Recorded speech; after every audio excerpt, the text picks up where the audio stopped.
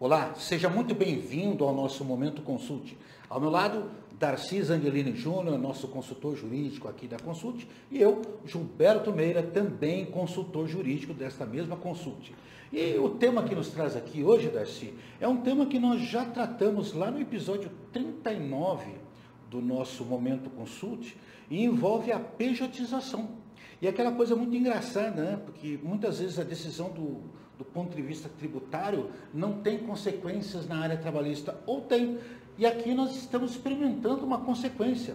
E é bom lembrar, só pretexto de curiosidade, naquele Momento Consulte, nós tratamos do tema de repercussão geral 725 e também uma reclamação feita no âmbito do Supremo Tribunal Federal, a reclamação 64.608, que acabou redundando realmente numa situação específica de anulação de um auto de infração já no âmbito da delegacia de julgamento.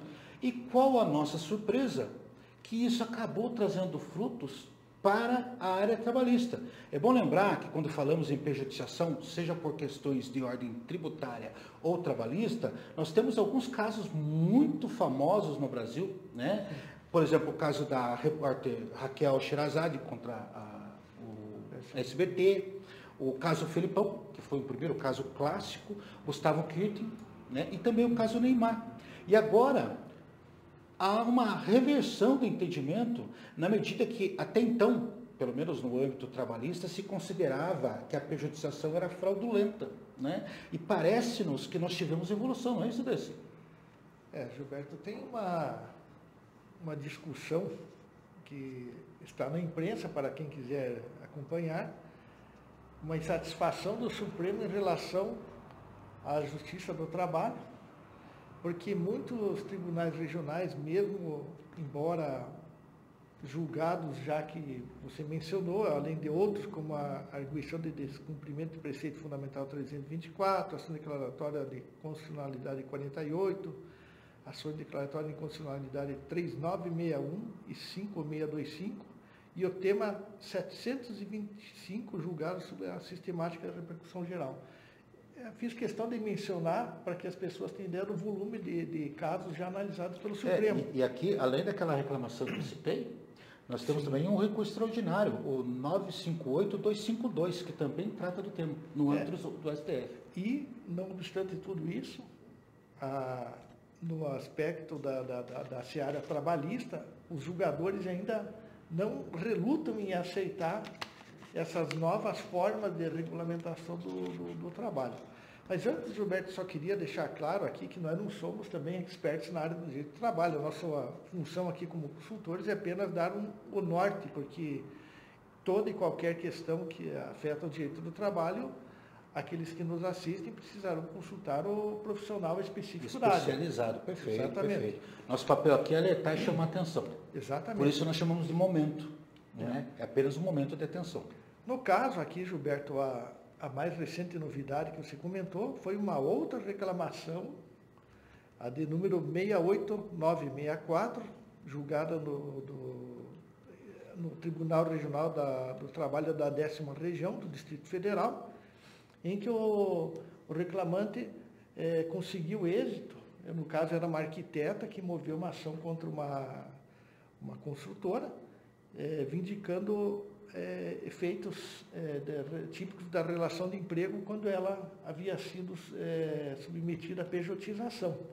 Só tentando ser didático aqui, para quem ainda não compreende o que é pejotização, textualmente é um termo que carrega uma certa conotação de fraude, segundo a Justiça do Trabalho, né? E corresponde a uma forma de assunção de mão de obra por meio de contratação de pessoa jurídica em substituição ao contrato de trabalho, evitando aqueles encargos trabalhistas que uma pessoa física teria, né? E a Justiça do Trabalho tinha afirmado entendimento que isso, na realidade, tem elementos que desconsiderariam essa relação jurídica, e sim uma relação entre pessoa física e empresa, né? Isso, porque também é bom situar, Gilberto, contextualizar essa questão. As consolidações da Lei do Trabalho, elas são de 1943. Na época, o Brasil era eminentemente agrícola, uma atividade rudimentar, Os profissionais, então, sem menosprezo algum, mas eles eram de pouca qualificação na ocasião e eles precisavam de uma proteção maior da lei. Eles já eram presumivelmente considerados insuficientes e vulneráveis frente ao contratante. Então, eles precisariam ter um traço desigualador, porque essa era a realidade da ocasião. Quando vem a reforma trabalhista em 2017, pela Lei 13.467, o que o Poder Legislativo fez num primeiro momento foi reconhecer que, com que a sociedade se desenvolveu, o Brasil saiu de uma posição eminentemente agrícola, galgou passos aí para a industrialização, prestação de serviço e novas formas de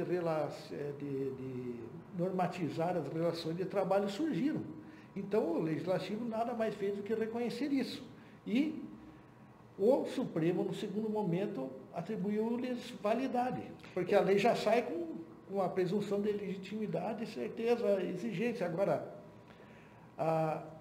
tantas foram as manifestações contrárias, porque era uma quebra de paradigmas, que o Supremo até hoje ainda precisa se manifestar dizendo, olha, aquele nosso entendimento ele é válido. Ou seja, há uma teimosia em se insistir numa posição teoricamente ultrapassada no âmbito do STF. Do Tribunal Trabalhista. Trabalhista. O que acontece, Gilberto? É muito fácil assim explicar. Quem tem melhores condições de julgar se uma situação é boa ou má, justa ou injusta? Um profissional, por exemplo, que exerce uma profissão que não exige tanta qualificação, ou quem vai saber melhor distinguir uma pessoa formada num curso superior? Então, aqui no caso, há uma inversão, digamos assim. Você não vai mais partir do pressuposto de que essa pessoa que assumiu a pejotização também, ela é hipossuficiente. Ela tem condição de avaliar muito bem os seus efeitos. Se ela não quiser, ela sai, ela deixa o trabalho e vai procurar outro. E você deu todo o caminho para que as pessoas possam interpretar. Eu sei que algumas pessoas que nos assistem podem imaginar, poxa, mas que situação é essa, que insegurança jurídica, entre aspas, né, que se mudou de entendimento? Mas veja, nós temos aqui um fato de interpretação histórica que você bem levantou. Ao tempo da criação da CLT, Estado Novo, Getúlio Vargas, né, tínhamos essa condição, o nível socioeconômico cultural da época era muito diferente do que analfabetismo em larga escala. E hoje nós temos, queiramos ou não, um nível cultural e um nível de acesso à informação muito grande. Existe um cerco, e a gente pode dizer aqui que existe uma disrupção cultural, na medida em que houve uma mudança de paradigma, realmente, como você bem lembrou, na medida em que hoje considerar o trabalhador, aquele que aceita o contrato, como hipossuficiente, na realidade, é não reconhecer essa evolução cultural do tempo, né? Com toda certeza. E eu também, Gilberto, afora esses aspectos, é bom a gente lembrar, mas por que são tomadas essas decisões por parte do contratante, ou antes do tomador de serviço, ou do empregador? Porque nós temos o chamado custo Brasil, que também movimenta, são vários fatores que levam à tomada de decisão por uma mudança na forma de contratação. Não precisa ser só a questão tributária, como nós falamos, porque no conceito seletista existe a contribuição sobre a folha de salários a cargo do empregador, 20% sobre a folha, e ele também é responsável tributário por reter e recolher, por substituição, as contribuições devidas pelo empregado. Quando você migra para uma pessoa jurídica, uma pejotização, aquele empregado sai dessa condição e passa a ser uma pessoa jurídica, e aqui volto a ressaltar que quem está do outro lado da pejotização normalmente é uma pessoa de um elevado nível de conhecimento, ela passa a contribuir sobre o seu próprio faturamento, PIS, COFINS, contribuição social sobre o lucro, mais imposto de renda, e ela também contribui sobre as retiradas de prolabore. Pode ser que a gente venha a ter ainda a tributação sobre a retirada de lucro. Mas existe, na verdade, só a substituição de fontes de financiamento para a Seguridade Social. Não vejo isso assim com maiores problemas, sob o ponto de vista tributário. E a questão do ponto de vista da normatização dessas novas relações de trabalho é muito mais uma questão cultural, como você muito bem ressaltou. Mas eu entendo que, com mais essas decisões aqui, como a citada aqui, essa recente reclamação julgada agora em julho desse ano, as coisas paulatinamente irão mudar, porque existe muita pressão sobre o judiciário trabalhista, porque eu não consigo mais conceber um retrocesso, mesmo que, partindo de uma análise assim mais ideológica, a maioria dos ministros venha a ser indicada pelo atual governo, eu não vejo como que eles venham a retroceder nesse ponto, porque o Brasil perderia muito em competitividade, porque como está a carga tributária hoje incidente sobre a folha de salários, fica muito difícil para o empresário competir lá fora. E o fato é o seguinte, né? Nós temos que considerar, quando falamos aqui em interpretar o texto da lei no tempo, né, o aspecto sociológico, né, o teleológico, a intenção do legislador, como você bem lembrou, proteger o hipossuficiente, e temos que considerar também que existe uma questão inexorável, que é a evolução cultural do mundo. E eu sempre pergunto aos meus alunos, em sala de aula, quem fez curso de datilografia. Eu fiz, não sei se você fez também. E a pergunta que não quer calar, para que serve o curso de datilografia hoje? A única coisa que serve é quando eu pego um teclado QWERTY e eu uso para digitar mais rápido, porque um notebook, ele tem um teclado que varia conforme a marca do fabricante, né? E aí eu pergunto, adianta eu ficar discutindo com a mudança de paradigma óbvio? Ou seja, nós temos que nos adaptar à realidade. E é importante observar, repetindo aquilo que você bem lembrou, que nós não somos profissionais da área de direito do trabalho, que o próprio artigo 507-A da CLT atribui aqui, um dado que você levantou, a condição de hipersuficiente, e não hipo, quer dizer, aquele que estaria fora desse contexto, aquele que, além de diploma superior, perceber uma remuneração equivalente a 2 vezes o teto da Previdência Social, algo em 2023 de R$ 15.014,98, né? E é ainda só título de consideração complementar, além de toda a fundamentação que nós estamos passando para aqueles que quiserem pesquisar, no âmbito do Supremo Tribunal Federal, eu localizei aqui, Darcy, outras 3 reclamações que tratam de temas semelhantes. A reclamação 59.836, a 39.351 e a 47.843, todas da primeira turma do STF, que já entendem que nesses contratos a chamada pejotização, respeitados esses requisitos, são absolutamente legais, né? Gilberto, eu, assim, só como mensagem final, claro que quem ouviu atentamente percebe que não é indene de contestação que nós estamos aqui afirmando.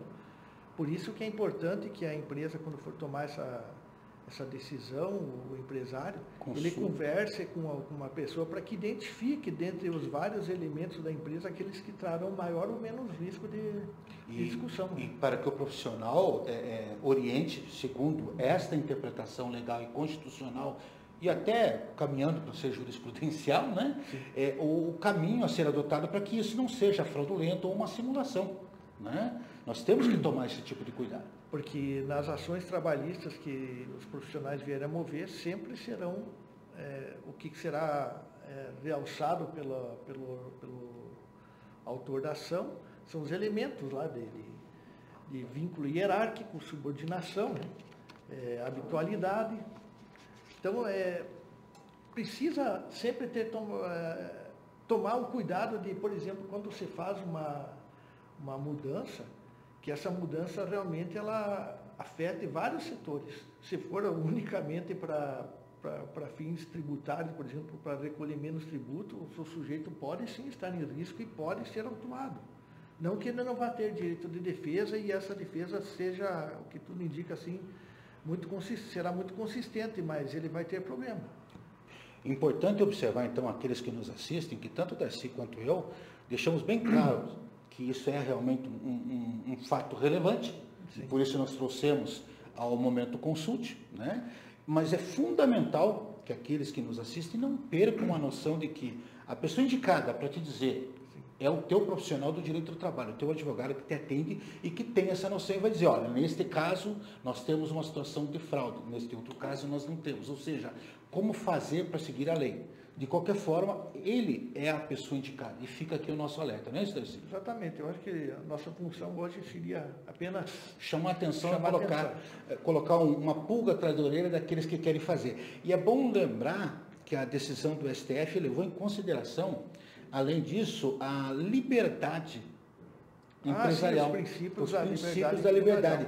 Porque livre iniciativa. O próprio STF entendeu que, embora as regras de relação de trabalho estejam lá contidas no artigo 7º da Constituição, isso não ilide, né, nesses casos, que se respeitem os postulados, né, dos agentes econômicos de liberdade econômica de livre iniciativa.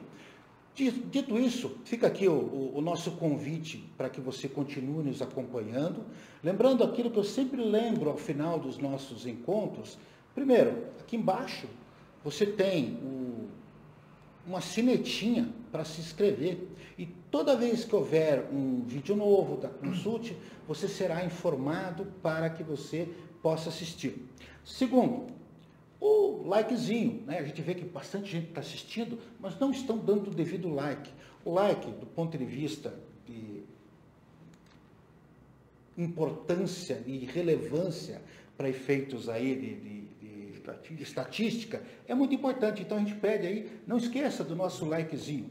E por terceiro, comentário que você pode fazer tanto de forma pública, aqui embaixo tem um espaço também de comentários, indagações, sugestões, ou de forma privada. Nós tivemos, inclusive, em relação a um dos últimos encontros, uma solicitação que foi feita tanto de forma pública quanto de forma privada. Como o tema é polêmico ainda, nós preferimos responder de forma privada para, em outro momento, aproveitar a sugestão dele, quando o tema se pacificar, está próximo disso, para nós tratarmos. E aqui fica o convite, nos acompanhem pelas redes sociais, a Consult tem o site dela, que você vai encontrar lá, você tem também o LinkedIn, tem o Facebook, tem as nossas redes sociais particulares, onde nós também trazemos as informações, sempre vinculando a marca Consult. De qualquer forma, esperamos vê-los aqui em próxima oportunidade. Até a próxima. Até logo, muito obrigado.